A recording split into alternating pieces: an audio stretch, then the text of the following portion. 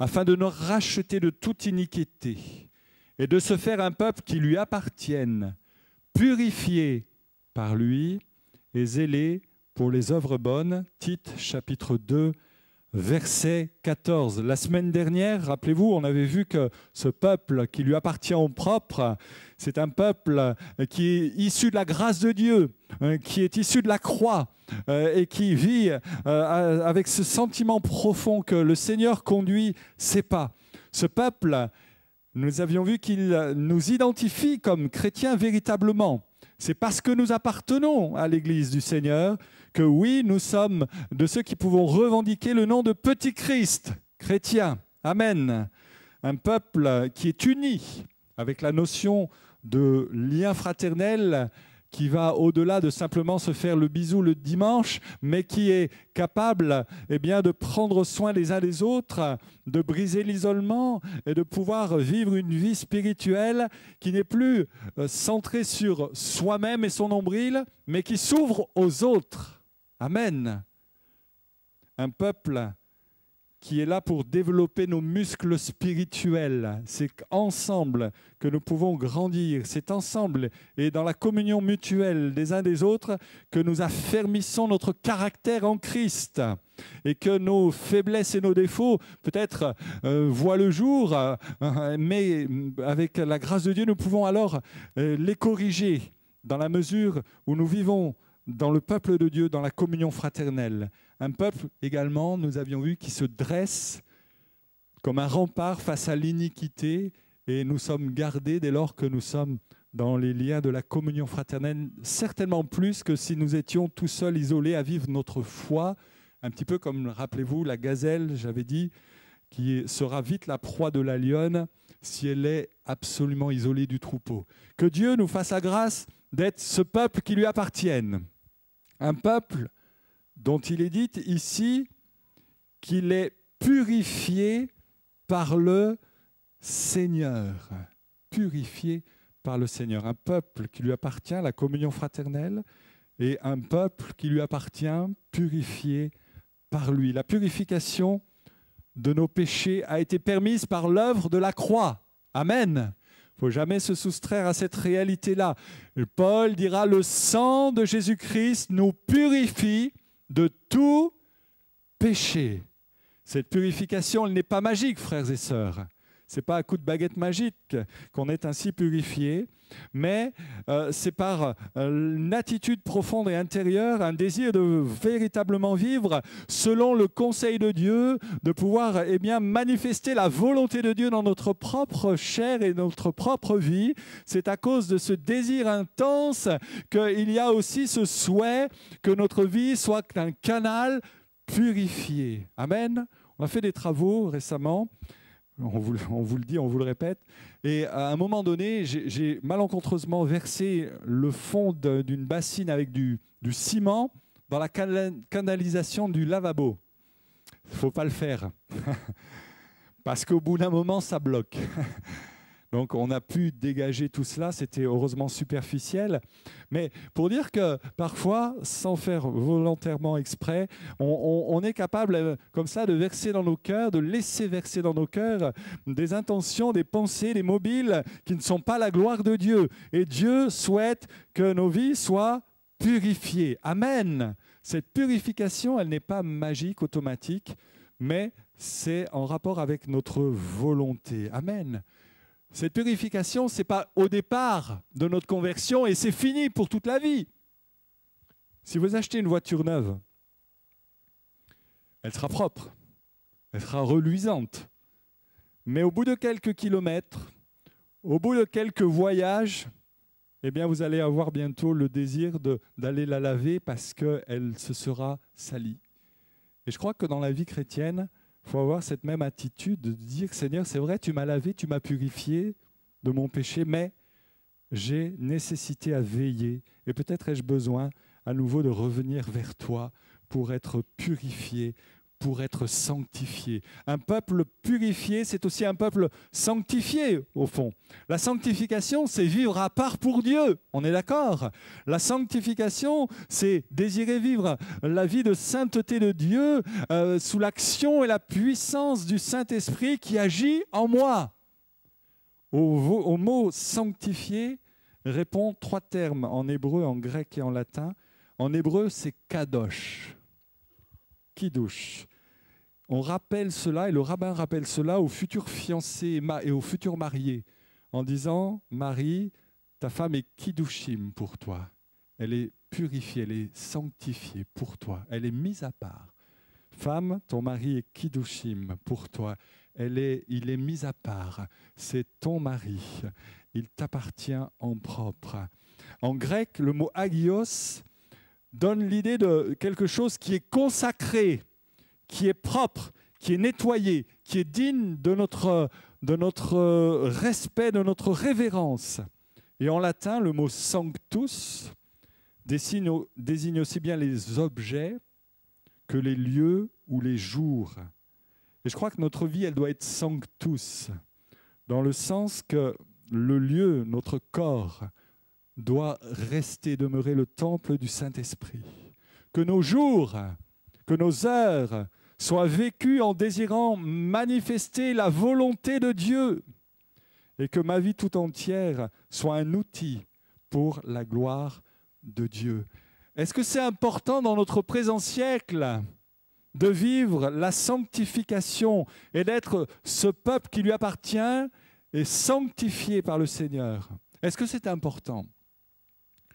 Eh bien, on va lire dans Hébreux 12,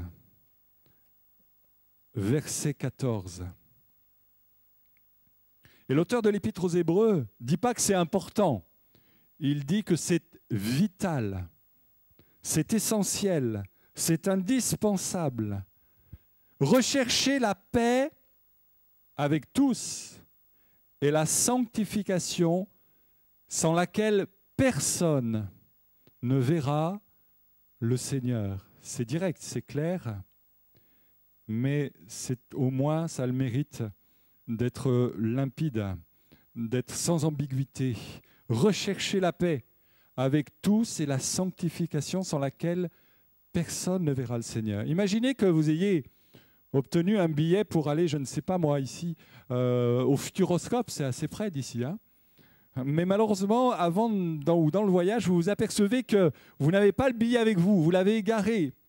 Et vous vous présentez à l'entrée, et là, on vous dit, écoutez, donnez-nous votre billet et nous vous laissons rentrer. Mais le problème, c'est que vous n'avez pas le billet. Croyez-vous qu'ils vont vous laisser rentrer comme cela, si facilement? Je ne crois pas. C'est inutile d'aller plus loin, il faut déjà rechercher le billet. Je veux dire par là que béni soit le Seigneur, parce que notre vie a été rachetée par la grâce de Dieu. Mais je vous rappelle que sans cette vie de sanctification, personne ne verra littéralement le Seigneur. Et vous savez ce qu'il est dit dans Matthieu, où Jésus dira, mais nous avons en ton nom chassé des démons, nous avons loué ton saint nom. Et Jésus dira, mais je ne vous connais même pas. Retirez-vous de moi. On peut brasser l'air, on peut sauter à sa place, louer, chanter, si le cœur n'est pas pur, frères et sœurs. S'il n'y a pas dans nos cœurs des intentions saintes, si on a perdu le chemin de la sanctification, ça ne sert pas à grand-chose. On a d'abord besoin de revenir au Seigneur et de dire, Seigneur, j'ai besoin que tu me purifies tout à nouveau. Heureux, dira Jésus, heureux ceux qui ont le cœur pur, car ils verront Dieu. Vous savez, il y a une situation qui a touché tout le peuple hébreu, et on la trouve dans Josué, chapitre 7, et au verset 13, où il est dit, et on retrouve le verbe sanctifier dans ce verset, ce n'est pas anodin, où Dieu dit à Josué, lève-toi, sanctifie le peuple. Tu diras, sanctifiez-vous pour demain, car ainsi parle l'Éternel, le Dieu d'Israël. L'interdit est au milieu de toi, Israël. Tu ne pourras pas tenir devant tes ennemis tant que vous n'aurez pas écarté l'interdit qui se trouve au milieu de vous. Le péché, l'interdit, nous empêche d'être saints. C'est comme un boulet qu'il a à nos chevilles, qui nous empêche de marcher, qui nous empêche de nous épanouir dans la foi, qui est un obstacle même pour l'ensemble du peuple.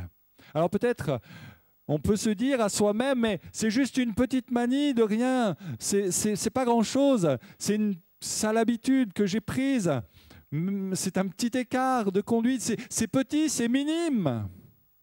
Je me souviens avoir parlé avec un missionnaire qui était rentré en France et qui m'avait raconté cette anecdote. Sur le terrain de mission en Afrique, il y a de cela une cinquantaine d'années maintenant, il a eu une drôle d'affaire, une drôle d'histoire dans la station missionnaire un jour, par les conduites des toilettes, toujours, vous voyez, au niveau des conduites, ce matin, il a vu sortir un boa, un énorme serpent. Alors, bien sûr, il a pris peur, il a demandé à ceux de la station de venir l'aider et aux gens du cru, aux autochtones, de se charger de ce serpent. Ça a été fait. Il me disait, mais c'est un gros serpent, c'est un grand danger. Et puis plus tard, alors qu'il était toujours sur la station, à un endroit un petit peu plus ombragé, avec des arbres, de la végétation, à un moment donné, son guide l'a arrêté, net, en disant, ne fais plus un pas. Et ils ont vu passer un tout petit serpent, mais comme ça, hein, pas très grand. Et le missionnaire a dit, mais ça, c'est pas le bois de l'autre jour, c'est un tout petit serpent. Et le guide lui a dit, mais si ce petit serpent te pique, tu n'as plus qu'une minute et tu es auprès du Seigneur. Petit serpent, gros serpent, même danger. Je veux dire par là que nos péchés peuvent nous sembler parfois insignifiants. Nos attitudes sans conséquence, sans incidence, mais ça mine, ça gangrène notre santé spirituelle. Ils sont destructeurs de toutes les manières que ce soit. Et il n'y a qu'un seul remède, c'est de se sanctifier. Sanctifiez-vous, dira Josué. Vous avez besoin de prendre conscience de votre état de cœur, de vous repentir sincèrement, parce que la repentance, ce n'est pas seulement au jour de notre conversion, bien-aimés, mais c'est à chaque occasion où nous avons besoin de laisser le Seigneur purifier nos cœurs tout à nouveau. Non pas qu'on souhaite pécher, mais parfois accidentellement, parfois d'une manière ponctuelle, on passe à côté de la plaque, on prend la mauvaise décision, on fait le mauvais choix, on a la mauvaise parole. Et c'est comme un obstacle à notre communion avec le Seigneur, à notre communion avec notre Dieu. Et on a besoin de revenir à ses pieds et de dire tout à nouveau, Seigneur, j'ai besoin que tu me purifies. J'ai besoin de cette sanctification. Il y a beaucoup de chrétiens aujourd'hui qui ressemblent à Samson. Vous connaissez Samson, ce juge d'Israël.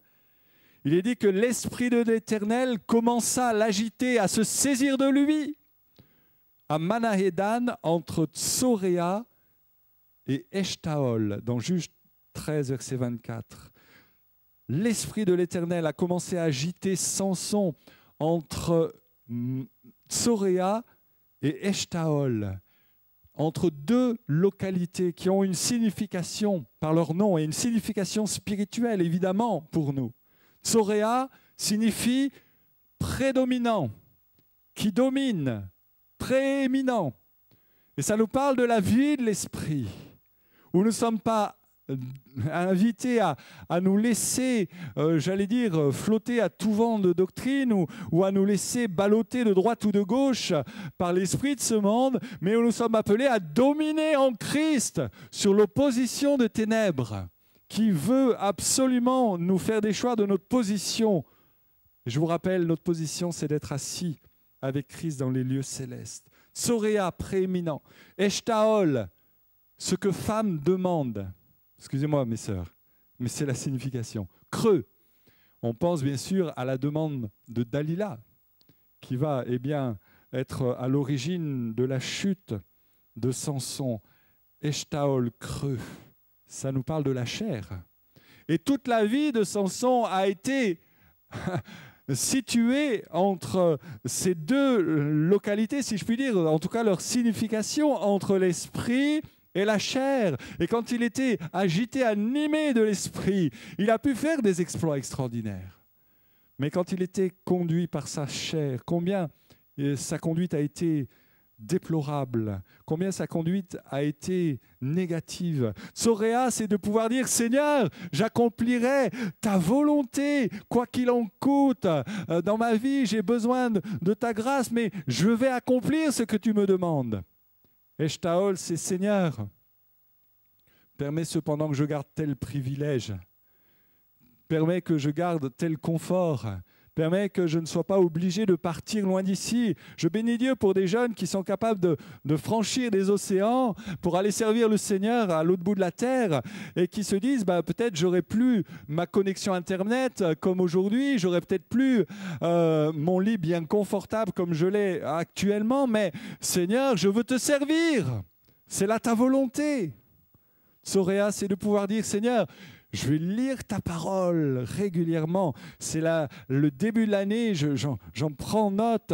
Je vais prier 3 fois par jour, comme Daniel. Eshtaol, je suis fatigué, Seigneur. Pas aujourd'hui. J'aimerais bien, mais trouve un autre intercesseur, trouve une autre personne pour tel service. On est nombreux dans l'église et Seigneur, il y aura bien quelqu'un qui va se lever à ma place parce que là, je suis las, je suis fatigué. Vous savez que Daniel, puisqu'on en parle, a été un homme de Dieu remarquable, qui ne s'est pas trop écouté, qui n'a pas trop pris son pouls pour voir s'il avait vraiment la bonne tension qu'il fallait. Mais il est dit de lui, moi Daniel, chapitre 8, verset 27, « Je fus plusieurs jours affaibli et malade, mais je me levais et m'occupais des affaires du roi. J'étais dans la stupeur à cause de la vision que je ne comprenais point. » Daniel était affaibli. Il était malade. Il avait peut-être la fièvre, mais ça ne l'a pas empêché de continuer à rendre son service et d'être préoccupé dans son esprit par la vision que Dieu lui avait donnée. Et tant qu'il n'avait pas reçu le pourquoi et le comment de cette vision, eh bien, il était là, dans l'attente, dans le qui-vive. Et il ne regardait pas à ce qu'il soit affaibli ou malade. Il savait que tôt ou tard, Dieu le renouvellerait. Amen. Il savait qu'il y aurait un temps où Dieu lui ferait grâce. Et de ce cheminement-là, de cette intention, ce désir qu'il avait dans son cœur, à partir de cela, eh bien, on voit que Dieu va le conduire d'étape en étape jusqu'à arriver au chapitre 10, verset 10, où il est dit qu'une main me toucha et je me mis tout tremblant sur mes genoux et sur les paumes de mes mains. Voici qu'une main me toucha. C'est bon quand on sent la main de Dieu nous toucher. Amen. C'est bon de savoir qu'à un moment donné, alors que peut-être on est faible, malade, affligé, mais qu'on a ce désir que notre vie soit sainte, soit réellement à la disposition du Seigneur, de sentir la main du Seigneur nous toucher. À cause de cette attitude, il est dit que lui seul, verset 7 du même chapitre, lui seul, Daniel, vit la vision. Les autres n'y ont pas eu part. Parce qu'ils n'avaient pas la même intensité, le même désir de voir la gloire de Dieu. Et ce que je souhaite pour l'Église dans son ensemble, c'est que nous soyons tous des hommes, des femmes, avec une réelle intensité, un réel désir profond de voir la gloire de Dieu dans nos vies. Amen. De voir la manifestation de sa puissance dans l'Église. Et pour cela, il nous faut vivre cette sanctification. Être saint, se mettre à part pour Dieu, vivre la sanctification, c'est laisser permettre Dieu nous toucher de sa main, nous toucher de son regard, nous toucher par sa parole. Amen. Est-ce que nous sommes encore, bien-aimés, touchés par la parole du Seigneur? Vivement touchés par la parole du Seigneur. Combien c'est essentiel. Nous voulons vivre cette sanctification. Nous voulons recevoir une part de la gloire de Dieu. Nous voulons être mis à part ce peuple mis à part. J'aimerais vous donner ce verset qui m'a interpellé il y a bien des années de cela. Et je le relis souvent, où il est dit « Ne savez-vous pas » 1 Corinthiens 6, 19, « Ne savez-vous pas ceci? Votre corps est le temple du Saint-Esprit qui est en vous et que vous avez reçu de Dieu et vous n'êtes plus à vous-même. » C'est cette partie de verset, moi, qui m'interpelle. Et vous n'êtes plus à vous-même. Autrement dit, ce n'est plus mes appétits propres, mes intentions personnelles qui doivent avoir la prépondérance dans mon cœur. Mais je veux me lever chaque jour en disant « Seigneur, ce n'est plus moi qui vis, c'est toi qui vis en moi. » Et je suis simplement à ta disposition pour que tes œuvres s'accomplissent au travers de mon être, au travers de ma vie. La sanctification, c'est être en Christ et ne plus s'appartenir à soi-même. Alors oui, on peut avoir des projets personnels.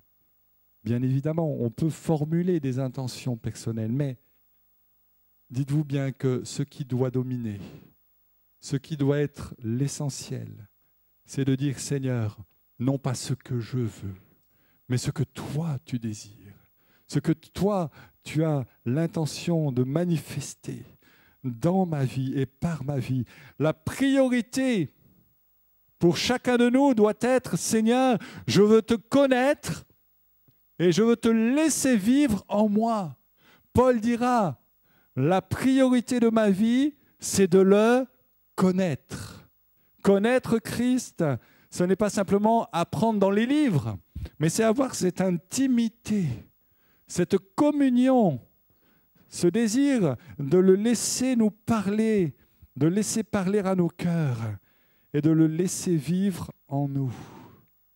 C'est l'affaire la plus importante de notre vie, frères et sœurs. Et Dieu veut que nous soyons ce peuple sanctifié, mis à part, où nous allons chaque jour dire « Seigneur, aide-moi à reconnaître ce que tu attends de moi, à reconnaître ta volonté, à discerner ce que tu souhaites que je fasse. » Je me souviens ainsi d'une femme qui était à la disposition du Seigneur, une mamie à Toulouse, il y a de ça bien des années. Et alors qu'elle priait chez elle avec ce désir de dire « Seigneur, ce n'est pas moi qui vis, mais tu vis en moi. Alors, que veux-tu que je fasse ?» Et le Saint-Esprit a parlé à son cœur en disant « Je veux que tu ailles sur le palier, tu vas rencontrer ta voisine, tu lui parleras de moi. »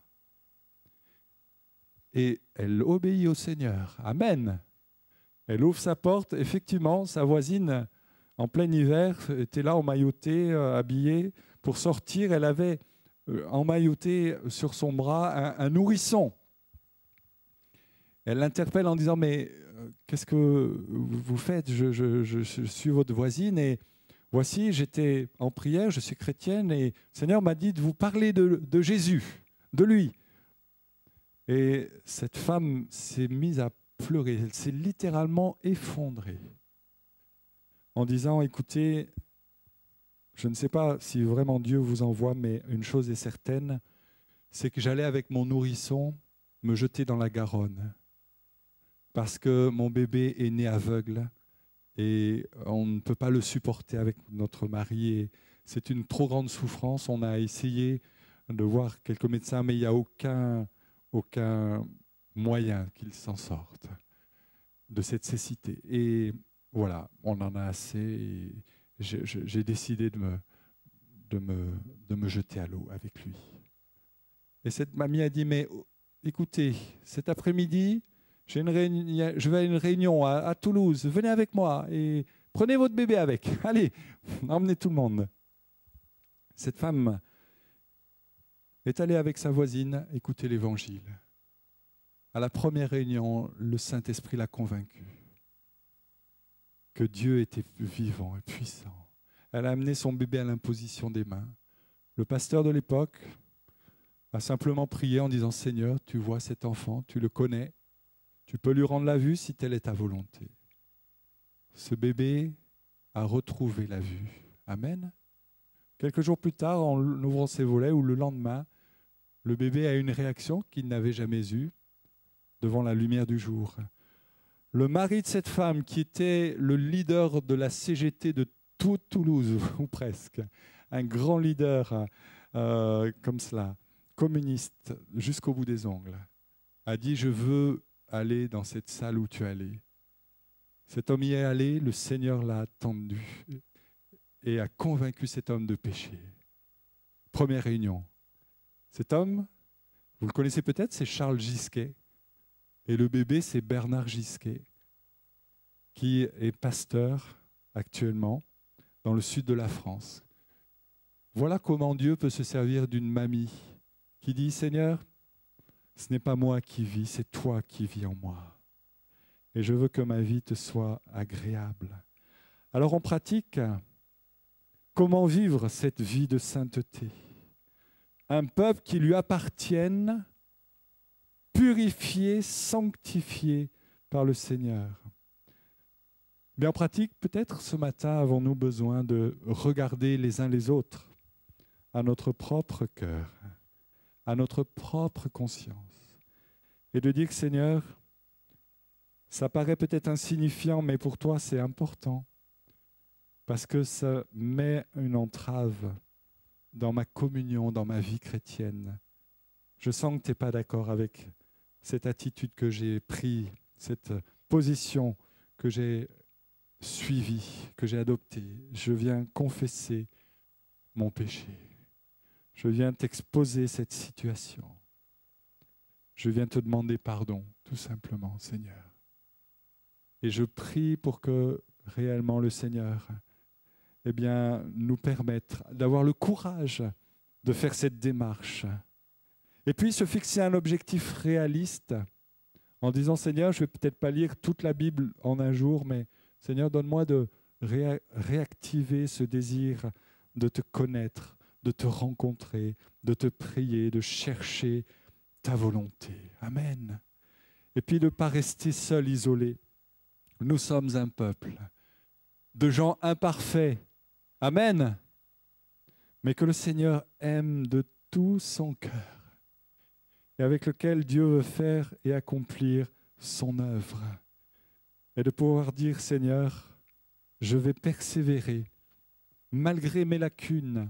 Je ne vais pas abandonner au bout du premier essai, mais je vais persévérer. J'ai appris combien la persévérance permettait de dépasser bien des obstacles. Et peut-être avez-vous une fois, 2 fois échoué, mais le Seigneur vous aidera pour la 3e fois et vous donnera de passer un cap, j'en suis convaincu. Il est dit, et c'est le verset avec lequel je vais conclure, « De même que celui qui vous a appelé est saint, vous aussi devenez saints dans toute votre conduite. » Il n'est pas dit « soyez saints », mais « devenez ». Et dans le verbe « devenir », il y a une question de progression, de faire d'étape en étape des progrès. Que le Seigneur fasse que nous soyons ce peuple qui lui appartienne, sanctifié par lui. Amen. Et j'aimerais que ce matin, on puisse peut-être un instant, les uns les autres, courber nos têtes et regarder à nous-mêmes. Regarder à nos propres vies, je le fais ici, moi qui suis devant vous, ayant conscience de ma faiblesse et de mon imperfection humaine, en disant, Seigneur, ce que je veux, c'est vivre cette sanctification, rechercher la paix avec tous et la sanctification sans laquelle personne ne pourra contempler le Seigneur. Et ce matin, Seigneur, je veux laisser l'action de ton esprit se faire dans ma vie, dans mon cœur, dans mon esprit, afin que réellement nous soyons ce peuple sanctifié, prompt à toutes sortes d'œuvres bonnes. On ne peut pas servir le Seigneur si on a encore ses boulets aux pieds. On ne peut pas être efficace à 100% si nos cœurs ne sont pas limpides à 100%, s'ils ne sont pas nettoyés à 100%. Que le Seigneur fasse ce matin, que nous puissions un instant regarder à lui et dire, Seigneur, Ce dont j'ai besoin, c'est de l'action de ton esprit dans ma vie. C'est que ton sang me purifie tout à nouveau, de toute imperfection, de toute scorie, de tout péché, Seigneur. Et j'ai besoin pour cela de me tourner vers toi. Ce matin, je m'adresse à chacun de vous en particulier, de la part du Seigneur. Et je demande que son action se fasse avec autorité et puissance. Alléluia.